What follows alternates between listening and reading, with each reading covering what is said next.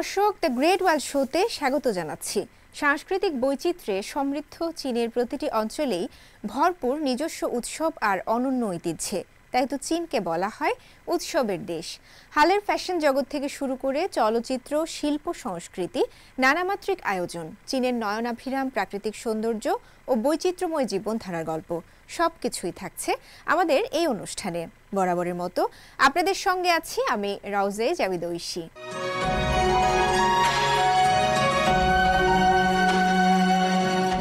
চীনের অন্যতম ঐতিহ্যবাহী উৎসব মিড অটম ফেস্টিভ্যাল বা মধ্য শরৎ উৎসব সোমবার গোটা চীনে ঘটা করে উদযাপন হয়েছে। এই উৎসব এদিন চাঁদের আলোয় জেগে ওঠে শহর আর গ্রাম, ঐতিহ্য, শিল্প আর আনন্দে ভরে ওঠে পুরো চীন।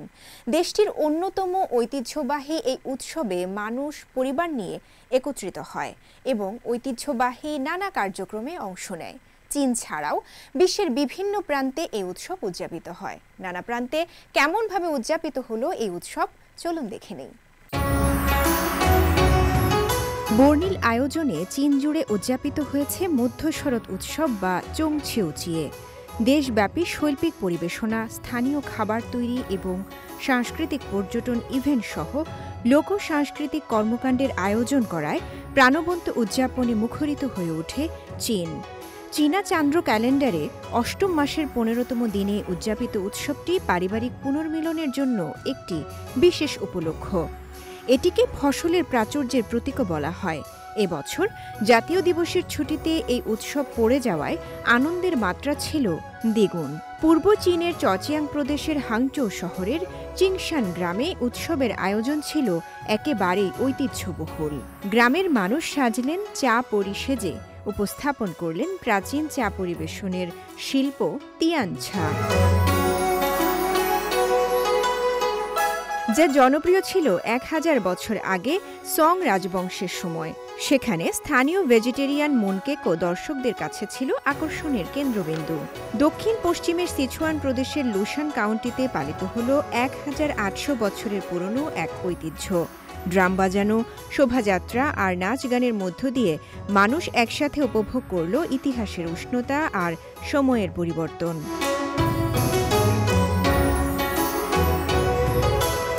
দক্ষিণের কুয়াংতুং প্রদেশের চংশান শহরে ছিল রঙিন ড্রাগন বোট শোভাযাত্রা। এদিকে পূর্ব চীনের সুচৌ শহরে ২৫০০ বছরের পুরনো জলপথের পাশে মানুষ উপভোগ করে স্থানীয় সঙ্গীত ফিংথান আর ঐতিহ্যবাহী সুচৌ স্টাইলের মুনকেক। রাজধানী বেইজিংয়ের ইউইয়নথান পার্কে ছিল লণ্ঠন তৈরি, ধাঁধা খেলা আর গন্ধরাজ ফুলের প্রদর্শনী।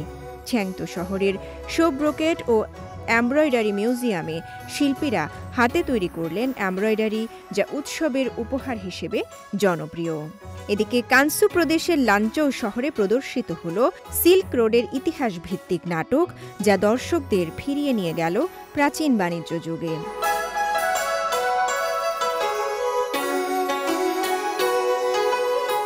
চীনের বিশেষ প্রশাসনিক অঞ্চল হংকংয়ে পুরনো ফায়ার ড্রাগন ডান্স আলো ছড়িয়েছে পুরো শহরে।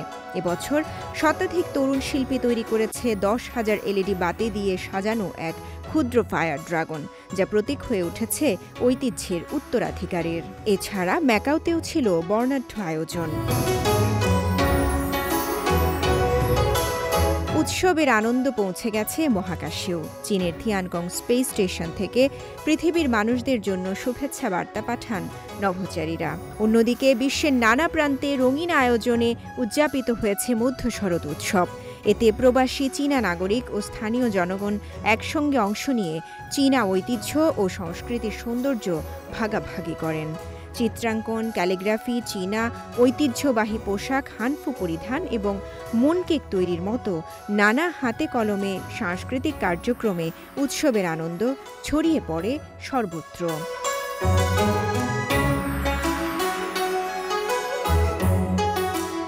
রাউজে জাবিদ ঐশী, সিএমজি বাংলা। এদিকে প্রতি বছরের মতো এবারও চীনের মধ্য শরৎ উৎসব উপলক্ষে বর্ণিল গালা অনুষ্ঠানের আয়োজন করে চায়না মিডিয়া গ্রুপ সিএমজি। এই বছরের আয়োজন শুধু ঐতিহ্যের নয়, বরং ইতিহাস আর বীরত্বের গাথা নিয়েও ছিল এক অনন্য মঞ্চায়ন। এবার সিচুয়াং প্রদেশের ত ইয়াং শহরকে বেছে নেওয়া হয় গালার জন্য। সিচুয়াং প্রদেশের ত ইয়াং শহর, যেখানে প্রাচীন সভ্যতার নিদর্শন, শানসিংতুই প্রত্নস্থল আজও বলে যায় ৩,০০০ বছরের ইতিহাসের গল্প। এবারে মধ্য শরৎ উৎসব গালার মঞ্চ হিসেবে সিএমজি বেছে নিয়েছে এই ঐতিহাসিক শহরকে। ৩ ভাগে বিভক্ত গালার প্রথম অংশ full moon over the mountain, প্রকৃতি, সংস্কৃতি আর আবেগের মেলবন্ধন। স্নিগ্ধ চাঁদের আলো, পাহাড়ের ছায়া আর কাব্যিক সঙ্গীতের ছোঁয়ায় দর্শক হারিয়ে যায় স্বপ্নের ভুবনে। অনুষ্ঠানের এক অনন্য দৃশ্য ছিল ব্রোঞ্জ শিরোনামের পরিবেশনা। মানব নৃত্যশিল্পী আর মানবাকৃতির রোবট একসাথে তুলে ধরে সময়ের সেতুবন্ধন, যেখানে শানসিয়াতুংয়ের প্রাচীন ব্রোঞ্জ নিদর্শন আর আধুনিক প্রযুক্তির আলো একাকার হয়ে যায়। গালার দ্বিতীয় অধ্যায় মাই হোম টাউন, আপনজনের টান, ঘরে ফেরার অনুভূতি আর মানুষের আত্মপ্রত্যয়ের গল্প।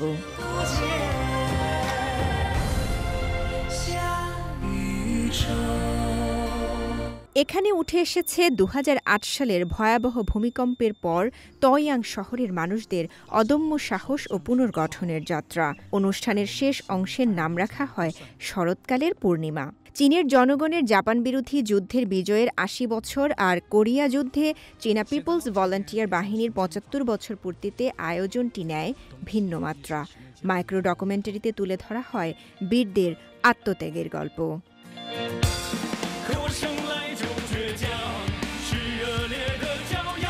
গালার শেষের দিকে ছিল ৪ ভাষায় পরিবেশিত এক সুন্দর সঙ্গীত। চীনা, ইংরেজি, ফরাসি ও রুশ ভাষায় পরিবেশিত এক গানমালা, যা স্মরণ করিয়ে দেয় দ্বিতীয় বিশ্বযুদ্ধে মানবতার জয়গান। অনুষ্ঠানে মন ছুঁয়ে যাওয়া সুরে প্রতিধ্বনিত হয় ঐক্যের, শান্তির আর পারিবারিক বন্ধনের বার্তা। চাঁদের আলো, সঙ্গীত আর আবেগে ভরে ওঠে পুরো মঞ্চ। চায়না মিডিয়া গ্রুপ সিএমজি আয়োজিত এই গালা প্রতি বছরই পরিবার, ভালোবাসা আর ঐক্যের উৎসবের প্রতীক হয়ে ওঠে। ঐতিহ্য, ভালোবাসা আর বীরত্ব তিনের সেতুবন্ধনে তৈরি করা হয় এবারের সিএমজি মধ্য শরৎ গালা।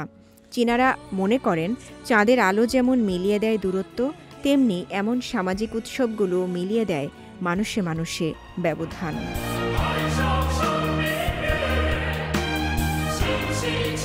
রাউজায়ে জাবিদা ঐশী, সিএমজি বাংলা।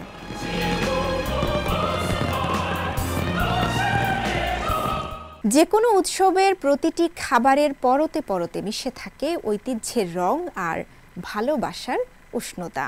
চীনের বিভিন্ন প্রদেশে এবারের উৎসবকে ঘিরে নানা আয়োজন নিয়ে থাকছে এবারের প্রতিবেদন। চীনের সবচেয়ে প্রিয় ঐতিহ্যবাহী উৎসবগুলোর মধ্যে দ্বিতীয় গুরুত্বপূর্ণ এই মিড অটাম ফেস্টিভ্যাল এবার উদযাপিত হয়েছে গত সোমবার। এই দিনে চীনের অসংখ্য পরিবার একত্রিত হয়, ভাগাভাগি করে নেয় ঐতিহ্যবাহী খাবার, আনন্দ আর মিলনের মুহূর্ত।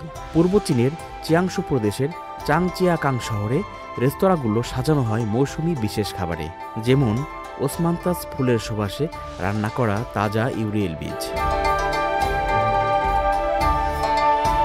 এদিকে পূর্ব চীনের ফুচিয়ান প্রদেশের শোনিং কাউন্টিতে গ্রামবাসীরা উৎসবের আগেই তৈরি করেছে তাদের ঐতিহ্যবাহী মিষ্টি আলু সেমাই, স্থানীয়ভাবে যাকে গোল্ড থ্রেড বলা হয়। এই খাবার তৈরি হয় চিংড়ি, মাশরুম এবং পাহাড় নদী থেকে সংগৃহীত টাটকা উপকরণ দিয়ে। সয়া সসের সঙ্গে ভাজা হলে সেমাইগুলো স্বচ্ছ সোনালি রং ধারণ করে, যা ঐক্য ও দীর্ঘস্থায়ী বন্ধনের প্রতীক। চাঁদ উঠলেই চীনের আকাশে ভেসে ওঠে একটাই বার্তা, একতার আলোয় মিলন হোক আরও গভীর। মিড অটাম ফেস্টিভ্যাল তাই শুধু উৎসব নয়, চীনা সংস্কৃতির এক উজ্জ্বল প্রতীক, যা পরিবার, ঐতিহ্য আর ভালোবাসাকে এক সুতোয় গেঁথে রাখে। আল আমিন আজাদ, সিএমজি বাংলা। চীনে ধীরে ধীরে জনপ্রিয় হচ্ছে স্বল্প দৈর্ঘ্য চলচ্চিত্র। গতিশীল গল্প, স্বল্প দৈর্ঘ্য এবং সহজ প্রাপ্তির কারণেই খুব দ্রুত জনপ্রিয়তা পাচ্ছে নতুন ধারার এই ছোট সিনেমা। দর্শকরা সোশ্যাল মিডিয়ার মাধ্যমে সহজেই স্মার্টফোনে উপভোগ করতে পারছেন এই ছোট চলচ্চিত্রগুলো। কম খরচ ও দ্রুত সময়ে তৈরি করা যায় বলে প্রযোজকরাও নির্মাণে উৎসাহিত হচ্ছেন।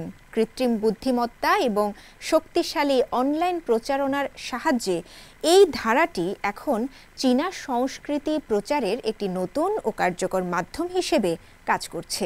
বেইজিং থেকে বিস্তারিত জানাচ্ছেন লাবণ্য লিলি। প্রিয় দর্শক, বক্স অফিসের রাজস্বকে দীর্ঘদিন ধরে চলচ্চিত্র ও টেলিভিশন শিল্পের কঠিন মুদ্রা হিসেবে বিবেচনা করা হয়ে আসছে। তবে একটি উদীয়মান প্রবণতার কারণে এই ধারা ব্যাহত হওয়ার সম্ভাবনা রয়েছে। 2025 সালে ক্ষুদ্র খুদে বা ছোট নাটক যে নামেই ডাকা হোক, প্রথমবারের মতো বক্স অফিসের রাজস্বকে ছাড়িয়ে যাবে। 4 বছর আগে মূলধারার দ্বারা প্রত্যাখ্যাত বিনোদনের একটি ধরন এখন 80 কোটি ব্যবহারকারীর পছন্দ হয়ে উঠেছে। কেন গড়ে মাত্র কয়েক মিনিটের দৈর্ঘ্যের এই ধরনের বিষয়বস্তু এত অল্প সময়ের মধ্যে শতাব্দী প্রাচীন চলচ্চিত্র শিল্পকে ছাড়িয়ে যেতে সক্ষম হয়েছে? অনলাইন খুদে নাটকের উৎপত্তি 2000 সালের গোড়ার দিকে। সেই সময় অনলাইন ভিডিও প্ল্যাটফর্মের উত্থানের সাথে সাথে কিছু সৃজনশীল পরিচালক এবং অভিনেতা ছোট চলচ্চিত্র নিয়ে পরীক্ষা নিরীক্ষা শুরু করেন। স্মার্টফোনের ব্যাপক ব্যবহার এবং মোবাইল ইন্টারনেটের ক্রমবর্ধমান বিকাশের সাথে সাথে সোশ্যাল মিডিয়া প্ল্যাটফর্মগুলোর জনপ্রিয়তা বৃদ্ধি পেয়েছে। ছোট ভিডিওগুলো মানুষের জীবনযাত্রাকে বদলে দিয়েছে এবং সেগুলো দেখা একটি দৈনন্দিন অভ্যাসে পরিণত হয়েছে। ডউইন এবং কুয়াইশোয়ের মতো প্ল্যাটফর্মগুলো ছোট ভিডিও প্রচারের প্রধান মাধ্যম হয়ে উঠেছে। এমন কোনো ক্ষুদ্র ছোট নাটক আছে কিনা যা অল্প সময়ের মধ্যে মানুষকে শিথিল করতে পারে, মানুষকে উৎসাহিত করতে পারে এবং বেশি সময় লাগে না? ডউইন ও কুয়াইশো সহ ইন্টারনেট প্ল্যাটফর্মগুলো এটি নিয়ে সক্রিয়ভাবে পরীক্ষা নিরীক্ষা করার চেষ্টা করা শুরু করে এবং মাইক্রোড্রামা ধারার আবির্ভাব ঘটে। এই ধরনের শিল্পকর্মের প্রতিটি পর্ব মাত্র 1 থেকে 3 মিনিট দীর্ঘ। বিভিন্ন নাটকীয় দ্বন্দ্ব এবং বিপরীত ঘটনা আশ্চর্যজনক মোড় নিয়ে আসে, যা দ্রুত দর্শকের দৃষ্টি আকর্ষণ করে। খুদে নাটকের বিস্ফোরক বৃদ্ধি কোনো দুর্ঘটনা নয়। ঐতিহ্যবাহী চলচ্চিত্র এবং টেলিভিশনের তুলনায় এটির প্রযোজনা চক্র এবং খরচও কম। প্ল্যাটফর্ম বিতরণ, অ্যালগরিদম এবং সামাজিক সংযোগের মাধ্যমে দ্রুত ব্যবহারকারীদের কাছে পৌঁছাতে পারে।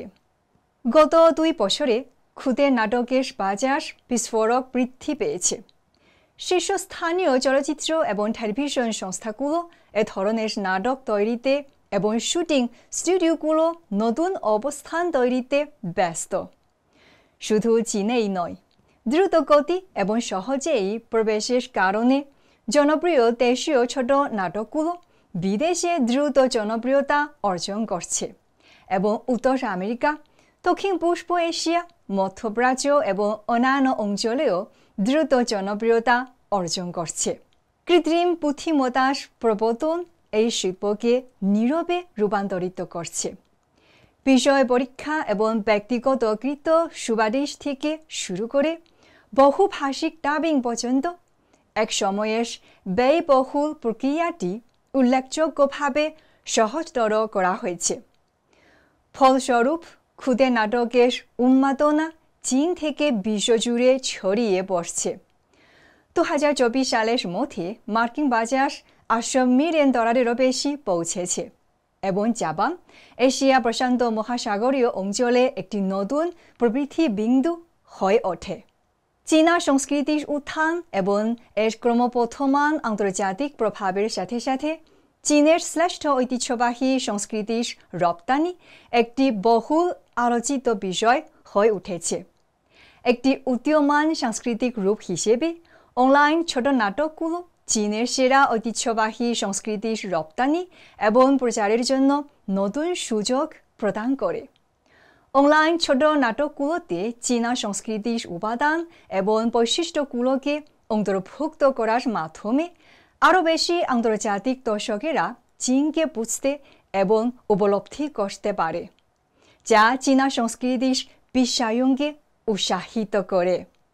সিএমজি বাংলা, বেইজিং থেকে। তুলো স্থাপনা, লোকসংস্কৃতি আর শতবর্ষী বট গাছের সৌন্দর্যে নতুন করে পরিচিত হচ্ছে চীনের পূর্বাঞ্চলীয় ফুজিয়ান প্রদেশের নানজিং কাউন্টির কুয়ানিয়াং গ্রাম। স্থানীয় ঐতিহ্যকে কেন্দ্র করে সেখানে গড়ে উঠছে সমৃদ্ধ পর্যটন শিল্প, যা গ্রামবাসীর জন্য খুলে দিয়েছে আয় ও কর্মসংস্থানের নতুন দিগন্ত। জাতিসংঘ পর্যটন সংস্থার বেস্ট ট্যুরিজম ভিলেজ 2024 তালিকায় অন্তর্ভুক্ত হল কুয়ানিয়াং সহ চীনের আরও 6টি গ্রাম। এর পেছনে মিশে আছে থুলো স্থাপনা, ঐতিহ্যবাহী লোকসংস্কৃতি আর শতবর্ষী বটগাছের সৌন্দর্য। এগুলো যেমন দৃষ্টিনন্দন, তেমনি কালের সাক্ষী হয়ে তা বিমুগ্ধ করে দর্শনার্থীদের। ফলে পর্যটন শিল্পে 2024 সাল সহ সর্বকালের তালিকায় এখন পর্যন্ত শীর্ষস্থান ধরে রেখেছে চীন। কুয়ানিয়াং গ্রামের মূল আকর্ষণ ফুজিয়ান থুলো। এটি হাক্কা সম্প্রদায়ের ঐতিহ্যবাহী এক বাসভবন। সুরক্ষিত এই ভবনটি মাটির তৈরি, বৃহৎ ও গোলাকার। প্রায় 700 বছরের ঐতিহ্যবাহী এসব স্থাপনা আজও মুগ্ধ করে পর্যটকদের। গ্রামের বিখ্যাত হুয়াই ইউয়ান লো থুলো 4 তলা বিশিষ্ট, 14.5 মিটার উঁচু এবং অভ্যন্তরে বৃত্তাকার করিডোর ঘেরা।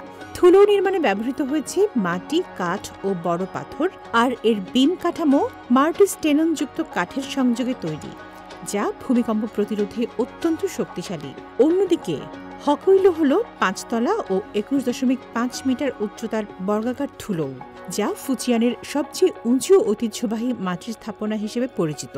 প্রায় 3000 বর্গ কিলোমিটারের জলাভূমিতে নির্মিত এই ভবনের ভিত্তি গড়া হয়েছিল 200টিরও বেশি পাইন কাঠের খুঁটি দিয়ে। প্রায় 3 শতাব্দী পরও স্থাপনাটি টিকে আছে দৃঢ়ভাবে। 2008 সালে হুয়াই ইউয়ান ও হাকুই সহ 20টি থুলো ইউনেস্কোর বিশ্ব ঐতিহ্য তালিকায় স্থান পায়। এরপর থেকেই কুয়ানিয়াংয়ে পর্যটনের জোয়ার আসে। স্থানীয়রা ঐতিহ্যবাহী থুলো সংস্কার করে অতিথিশালা হিসেবে ব্যবহার করতে শুরু করেছেন, যেখানে প্রাচীন স্থাপত্যরীতি অক্ষুণ্ণ রেখে আধুনিক সুযোগ সুবিধা যুক্ত করা হয়েছে। গ্রামের অপর আকর্ষণ 8টি শতবর্ষী বটগাছের মনোরম সমাহার, যা দেশি বিদেশি পর্যটকদের কাছে অনন্য আকর্ষণ। কুয়ানিয়াং এখন ফুজিয়ানের ঐতিহ্য, স্থাপত্য ও সংস্কৃতির এক জীবন্ত উদাহরণ, যেখানে অতীতের ঐশ্বর্য মিশেছে আধুনিক উন্নয়নের স্পর্শে। তামান্না জেনিফার, সিএমজি বাংলা। দর্শক, দ্য গ্রেট ওয়াল শো আজ এ পর্যন্তই। আমাদের অনুষ্ঠানটি টেলিভিশনের পাশাপাশি সোশ্যাল মিডিয়ার মাধ্যমে দেখতে www.facebook.com/cmg বাংলা এবং ইউটিউব চ্যানেল সিএমজি বাংলাতে ভিজিট করতে পারেন। পরবর্তী পর্বে নতুন কোনো আয়োজন নিয়ে দেখা হবে আপনাদের সঙ্গে। সে পর্যন্ত সবাই ভালো থাকুন, সুস্থ থাকুন। চাইছিয়েন।